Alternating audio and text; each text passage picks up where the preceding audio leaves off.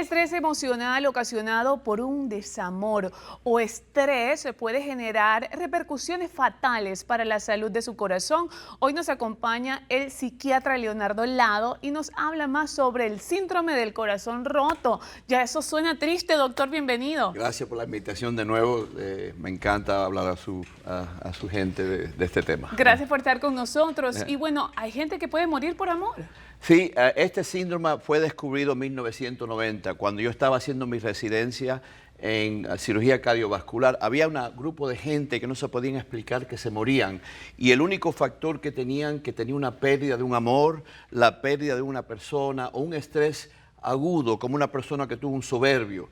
Y no había explicación en esa época, se morían por el amor o por un tema emocional de la familia. Pero, ¿cuáles son las enfermedades que pueden desencadenarse por un estrés, por la muerte de algún familiar? ¿Cuáles son esas enfermedades? Por eso se llama un síndrome de estrés de cardiomiopatía, porque no encuentran enfermedades. Un tercer de las personas no tienen nada, están completamente saludables, no tienen problema del corazón. Obviamente, si tú tienes problema del corazón, ese riesgo de la pérdida de una persona puede pasar. Lo que pasa es que la mente es muy poderosa.